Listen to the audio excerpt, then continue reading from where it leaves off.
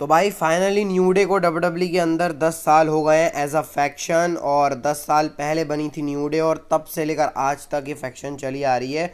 और जब मैं स्टार्टिंग में जब मैंने डब्ल्यूडब्ल्यू देखना शुरू किया था भाई, तो न्यू डे मेरे को बहुत ही बहुत ज़्यादा एंटरटेनिंग फैक्शन लगती थी भाई। उस समय जब रॉक के ऊपर थे बिगी और एक कोफी किंगस्टन, एक्जेवियर वुड्स, और अभी हम बिगी को थोड़ा मिस कर रहे हैं न्यू डे के अंदर। होप है भाई बिगी भी जल्दी ठीक हो जाए और वापस से हमको ये जो न्यू डे वाला ट्रायो है हमको देखने को मिल जाए। बीच में वैसे विंस मैन ने कोशिश भी करी थी कि न्यू डे को तोड़ दें ड्राफ्ट के जरिए, लेकिन ऐसा कुछ हुआ नहीं भाई। वापस से तीनों एक साथ आ गए। देखते हैं भाई कब न्यू डे एक साथ आती है। बाकी अब बिगी की रिकवरी ठीक चल रही है, क्योंकि उनकी जो मेन नस बोलते हैं ना, उसके उसके अंदर उनको प्रॉब्लम है। तो देखते हैं भाई कब तक बिगी ठीक होंगे। जब होंगे तो न्यू डे वापस से आ जाएगी। तो भाई स्वागत है आपका आज के इस वीडियो से, और थोड़ी सी सैड न्यूज़ के साथ मैं शुरू करने वाला हूँ। बॉबी लैशली हमको बहुत टाइम से टेलीविज़न में देखने को नहीं मिल रहे हैं। मैं आपको बताया था कि बॉबी लैशली को इंजरी हो गई है, तो इंजरी का तो पता नहीं भाई, लेकिन अभी अपडेट ऐसी आई है कि डब्ल्यूडब्ल्यू ने बॉबी लैशली को इंटरनल रोस्टर से रिमूव कर दिया है। अब आपको बताइए भाई कि इंटरनल रोस्टर की जो लिस्ट रहती है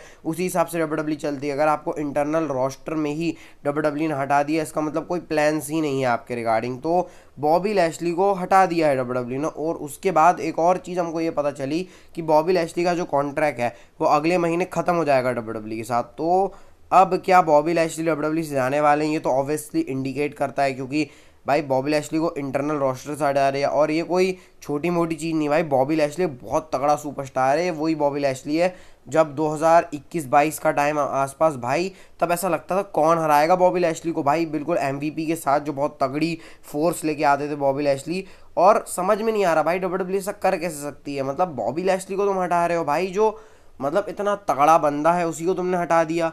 पता नहीं भाई डब्ल्यूडब्ल्यू की क्या है चीज़ें। ये विंस मैकमैन और ट्रिपल एच के एरा में ये चीज़ है कि भाई बजट कट्स और ये जो रिलीजेस हैं अभी भी चल रहे हैं। अब कभी भी एकदम से न्यूज़ हो जाएगी कि बॉबी लैशली इंटरनल हट गए। बॉबी लैशली के साथ साथ टमीना और एमवीपी भी हट गए। टमीना तो भाई बहुत कितने टाइम से ही डब्ल्यूडब्ल्यू के अंदर हमको देखने को नहीं मिल रही हैं, और एमवीपी का भी अब पता नहीं भाई क्या मामला है। तो ये तीनों सुपरस्टार्स अभी इंटरनल रोस्टर से हट चुके हैं। अब भाई पता नहीं यार क्या हो रहा है। और बॉबी लैशली का मेरे को मेन सरप्राइज है भाई, बॉबी लैशली कैसे वो नाम हो सकता है। चलो एमवीपी फिर भी डब्ल्यूडब्ल्यू की जो पॉलिसी है उससे खुश नहीं थे, जो बुकिंग है वो सब।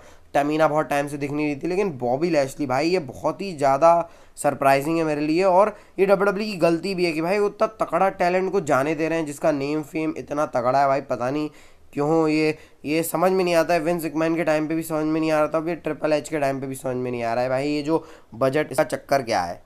और ये आप देख सकते हो डब्ल्यूडब्ल्यू का ट्वीट, लेवानी विंची को हैप्पी बर्थडे विश कर रहे हैं। अब ये मेरे को मतलब नहीं भाई कि बर्थडे विश कर रहे हैं, लेकिन लेवानी विंची अभी भी डब्ल्यूडब्ल्यू से जुड़े हुए हैं। अब किसी दिन ये खबर भी आपको सुनने को ना आ जाए कि विंची को भी डब्ल्यूडब्ल्यू ने रिलीज़ कर दिया है। मेरे हिसाब से जो नई रिलीज़ की जो लिस्ट है वो आने वाली है, जिसमें बॉबी लैशली, एमवीपी, टमीना इनका नाम रहेगा। और साथ में मेरे को पता नहीं क्यों लेवानी विंची के लिए भी डर लग रहा है अब तो। खैर जरा अब कल के मंडे नाइट रॉ की बात की जाए तो 3 चीज़ ऑफिशियल है। सीएम पंक कल रॉ में आने वाले हैं भाई। डब्ल्यूडब्ल्यू अब अच्छा चला रही है कि एक हफ्ते ड्रू मैकिंटायर आते हैं, एक हफ्ते सीएम पंक आते हैं, और लायरा वल्केरिया वर्सेस सोनिया डेविल का मैच होने वाला है। और ये 6 मैन टैग टीम मैच होगा। इसमें final testament versus Otis, Akira Tozawa के साथ एक्जेवियर वुड्स रहेंगे। तो ये कुछ चीज़ें रॉ के ऊपर होने वाली है। साथ में ये जो प्यार की होली है, जो 4 लोग अब खेल रहे हैं, रिया रिप्ली के साथ जे ऊसो और लिव मॉर्गन के साथ डोमिनिक, इसका, गुंथर, डेमिन प्रीस्ट, तो बहुत कुछ रॉ के ऊपर भी होने वाला है भाई। तो इंटरेस्टिंग रहेगा, क्या होता है देखते हैं भाई। तो थोड़ी सी यार अभी भी आवाज़ भारी आ रही है मेरी, क्योंकि गला अभी बैठा हुआ है भाई। 1-2 दिन में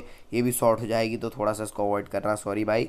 तो ज़रा बात कर लेते हैं समर स्लैम की जो मैचेस हैं या अपीयरेंस है, कितने बार किस किस सुपरस्टार ने करी है। तो रैंडी ऑर्टन और अंडरटेकर के बीच में टाई है।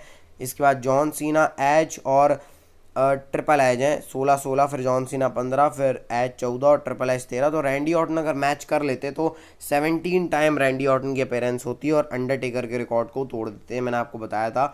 लेकिन अब ऐसा शायद होगा नहीं, क्योंकि रैंडी ऑर्टन का तो मैच होने वाला ही नहीं है समर स्लैम के अंदर। तो कोई नहीं, अभी रैंडी ऑर्टन का करियर बहुत ज़्यादा है भाई, कम से कम अभी 8-9 साल तो और है। तो ये तो आराम से टूट ही जाएगा, क्योंकि और जॉन सीना भी अब एक से ज़्यादा अपीयरेंस कहाँ करेंगे समर स्लैम के अंदर मैच में। ट्रिपल एज और एज का तो अब ऐसा सीन होने नहीं वाला। तो रैंडी ऑर्टन इस रिकॉर्ड को तोड़ ही डालेंगे। अभी आज क्या अगले साल ही ना तोड़ लें, या फिर कभी ना कभी तो तोड़ ही देंगे।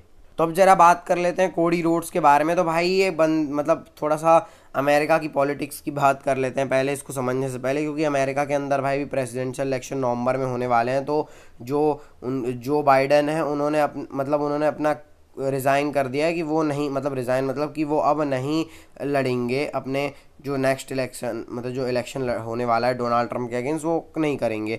तो एक बंदे ने ऐसी कोडी रोड से पूछा कि भाई तुम खड़े हो जाओ, तो कोडी रोड्स ने बोला मे बी वन डे। तो क्या पता भाई किसी दिन कोडी रोड्स प्रेसिडेंट बन जाए यूनाइटेड स्टेट्स ऑफ अमेरिका के। और मैं बोलूँ कि भाई कोडी रोड्स जिन्होंने अपनी रेसलमेनिया 40 में स्टोरी ख़त्म करी थी, और आज उन्होंने पूरी यूएसए की ही स्टोरी ख़त्म कर दी, क्योंकि वो बन गए हैं president. American nightmare to American dreams. वाह भाई, ये बहुत ही बढ़िया चीज़ हो जाएगी। तो देखो कोडी रोड्स प्रेसिडेंट कब बनते हैं। वैसे अभी तो बनने नहीं वाले भाई, अभी तो उनको डब्ल्यूडब्ल्यूई के अंदर ही बहुत अपना सिक्का थोड़ा सा और पॉलिश करना है। देखो भाई अभी आगे बन जाए कोडी रोड्स। तो अब जरा बात कर लेते हैं फीमेल ब्लड लाइन के बारे में। तो मैंने एक वीडियो के अंदर आपको फीमेल ब्लड लाइन के बारे में बताया, तो नाया जैक्स ने भी इसके ऊपर कमेंट किया है। उन्होंने बोला हाँ ये बहुत मतलब ये एक थिंक है और एक इंटरेस्टिंग आइडिया है, क्योंकि उन्होंने अपना नाम टमीना का नाम जो अब इंटरनल रोस्टर से तो हट गई हैं, और न्योमी का नाम भी उन्होंने लिया कि हाँ अभी ये ब्लड लाइन के कुछ मेंबर्स हैं, और साथ में दो मैंने आपको टोंगा ट्विंस के बारे में बताया था। तो ये सब लोग मिला के एक फैक्शन बना सकते हैं, और नाया जैक्स का इसमें इंटरेस्ट है। तो क्या पता आपको इन फ्यूचर ये फैक्शन देखने को मिल जाए फीमेल वाली ब्लड लाइन का। और मेरे हिसाब से अब नाया जैक्स का भी इंटरेस्ट है, नियोमी का भी कहीं ना कहीं तो होगा ही। और मतलब जो भी है भाई, इससे अच्छा मौका मिलेगा नहीं डब्ल्यूडब्ल्यूई को। बोलते हैं ना भाई कि अभी मौका है, अभी नहीं तो फिर कभी नहीं। क्योंकि भाई जिस तरह का भी नाया जैक्स चल रही है, मेरे को लग रहा है नाया जैक्स का बिल्कुल अपना पीक वर्जन है भाई नाया जैक्स का, कि इससे तो ज़्यादा शायद हम नाया जैक्स को ना देखें आने वाले 5-6 साल में। तो ये नाया जैक्स अपने पीक पर हैं, तो इसी का डब्ल्यूडब्ल्यूई यूटिलाइज करके एक फीमेल वर्जन वाली ब्लड लाइन बना सकती है। तो इसके ऊपर नाया जैक्स का कुछ टेक था, तो मैंने सोचा आपके साथ डिस्कस कर लेते हैं भाई। वैसे आप बताना कमेंट में कि भाई आप चाहते हो कि फीमेल जो है ब्लड लाइन बने। और अब आज की नेक्स्ट एंड फाइनल स्टोरी भी मेल ब्लड लाइन से जुड़ी हुई है, और ये एक कंस्पिरेसी थ्योरी है। जैसी मैं कंस्पिरेसी थ्योरी बोलूँ, इसका मतलब है ये कोई अपडेट न्यूज़ नहीं है, बस ऐसे ही बात की जा रही है, और कितनी इंटरेस्टिंग है और लॉजिकल भी है। तो अभी आपको पता होगा कि रेसलमेनिया 40 जब ख़त्म हुई, तो रॉक ने कोडी रोड्स को आके टीज किया कि रेसलमेनिया 41 के अंदर रॉक वर्सेस कोडी रोड्स का मैच होगा। तो सेम जब रेसलमेनिया 41 ख़त्म हुए, और जब रेसलमेनिया 41 के बाद की मंडे नाइट रॉ का एपिसोड हो, वहाँ पर रॉक रोमन रेंस को टीज करें कि उनका और रोमन का मैच रेसलमेनिया 42 में होने वाला है। और उसकी जो बोलते हैं ना कि बीज बोना, जैसे रॉक और कोडी रोड्स की स्टोरी लाइन के रॉक बीज बो के चले गए, तो वैसे ही रोमन रेंस और रॉक की जो फ्यूड है उसके भी बीज ऐसे ही बोए जाएंगे जब रेसलमेनिया 41 हो जाएगी उसके बाद। तो ये भी एक इंटरेस्टिंग आइडिया है भाई कि मतलब रेसलमेनिया 41 हो गई है, रॉक और कोडी का मैच हो गया है, और may be most of the chances है कि रॉक हार जाएंगे उस मैच को। तो फिर आके रोमन रेंस, मतलब कोडी रोड्स से दोनों हार चुके होंगे, रॉक और रोमन रेंस। फिर उसके बाद कोई एक, जैसे रॉक ही ताना मारने रोमन रेंस को पहुंच जाए, तो रोमन रेंस काउंटर करे भाई तू भी तो कोडी से हार गया।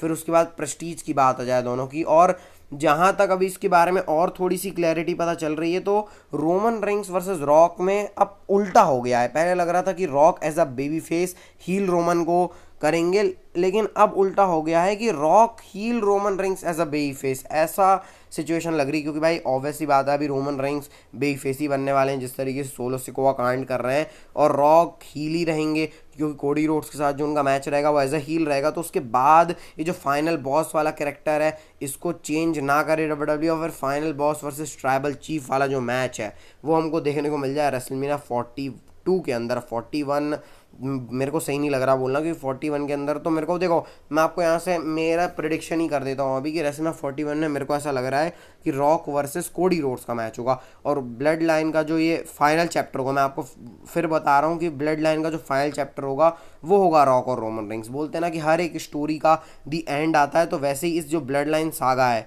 इसको ख़त्म करेंगे रोमन रेंस वर्सेस रॉक एक सिंगल्स मैच के साथ, और ये होगा रेसलमेनिया 42 के अंदर। तो ये जो चीज़ है बड़ी इंटरेस्टिंग, एक कंस्पिरेसी थ्योरी है जो लॉजिकल है।